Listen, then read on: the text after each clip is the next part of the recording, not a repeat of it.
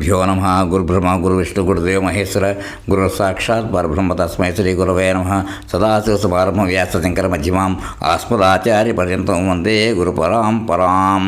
అపార కరుణాసింధం జ్ఞానం శాంతరూపం శ్రీ చంద్రశేఖర గురుం ప్రణమాముదానం. శ్రీ గురుభ్యో నమ. గణాధిపతయే నమ. శ్రీ శివభక్త విలాసం పెరే పురాణ కథలు. ఇప్పుడు ఎపిసోడ్ 27 చెప్పుకోవాలి. 26లో ఏం చెప్పుకున్నామంటే, అతడితడు ఆహ్వానించతో మనకు కార్యం సఫలమయ్యే సదవకాశం ఉన్నది అన్నారు. అక్కడితో ఆపాము. ఇప్పుడు ఎపిసోడ్ 27 కంటిన్యూ చేద్దాం. 27 రాజు ఆతురుడై స్వయంగా కళానాథుని కలిసి విషయం తెలిపి భక్తితో అతన్ని సహాయం అర్థించాడు. ఈశ్వరేచ్ఛ నెరవేరుగాక అని అతడు సమ్మతించి శంభుస్థానానికి వచ్చాడు. ఒరిగి ఉండి స్థాణు అచల ఇత్యాది పదములకు ప్రీతికయ్యి సర్వప్రకార పోషయత్నాలకి అందరాని పరంబ్రహ్మ వలె ఉన్న శివలింగమును చూశాడు. శివుడు లింగము ఒకటే కదా. శివధర్మములు లింగములో గోచరించట్లో ఆశ్చర్యమేముంది?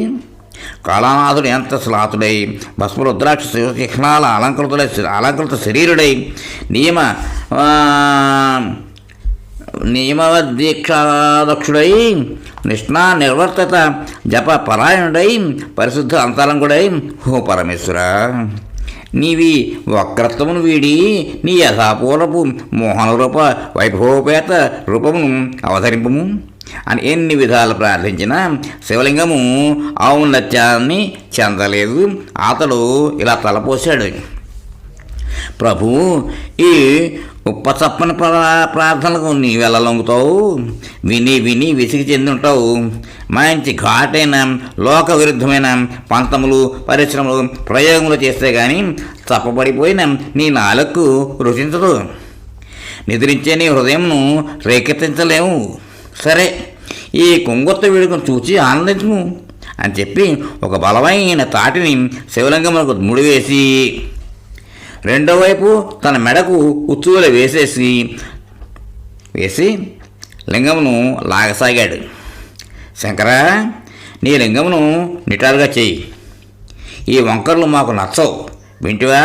సరే, లేదా నా పీకను తెగ కోసిన పుణ్యాన్ని సంపాదించుకో అంటూ మొండివాని వలె ప్రాణమంటే లెక్కలేని వాని వలె తీవ్రమైన పట్టుతో లాగుతూ ఉండగా కొంతసేపటికి అతని మెడ తెగి రక్తం కారుట ఆరంభమైంది. అప్పుడు కైలాసం నుంచి ఈ రణచండి ఆగడాన్ని చూచిన జగజ్జనని మహాచండీకరణతో కరిగిపోయి భర్తతో, భగవాన్, ఆ అమాయక భక్తుడిని విశ్వాసం శ్రద్ధ చూడండి.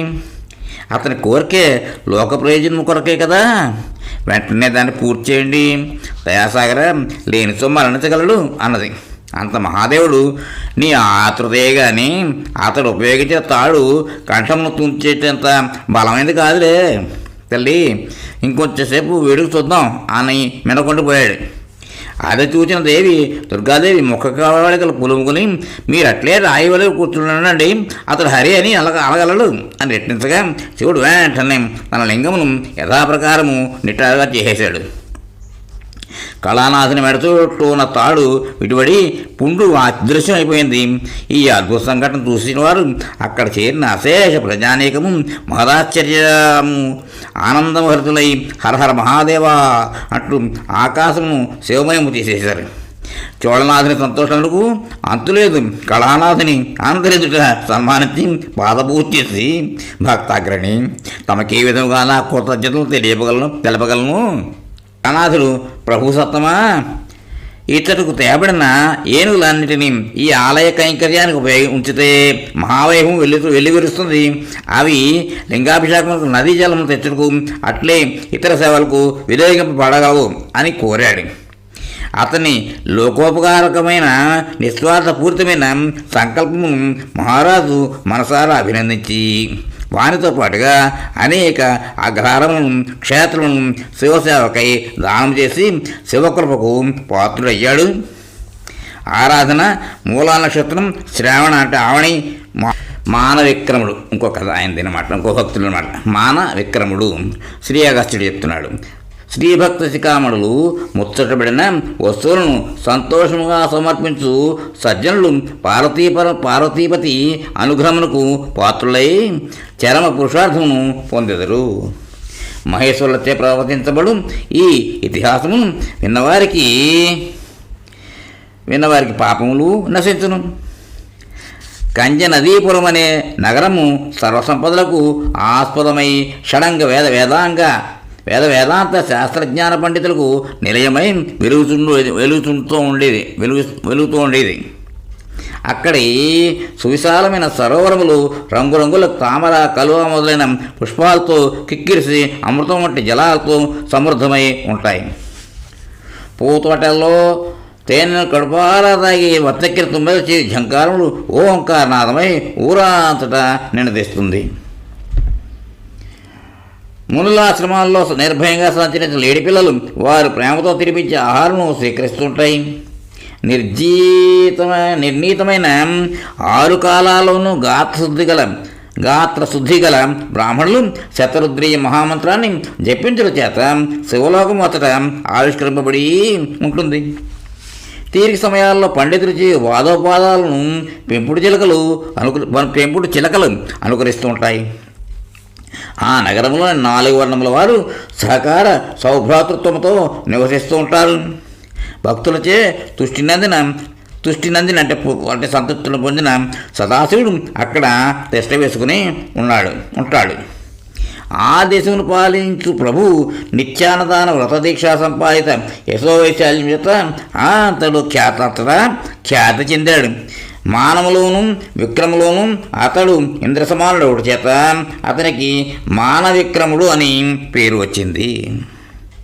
శివభక్తులైన అతడు శివభక్తుల కోరికలను ఎటువంటివైనా సరే తీర్చుటకు వెనుకాడనని, అందుకు ప్రాణం పోయిన సరే అని ప్రతిజ్ఞ చేశాడు.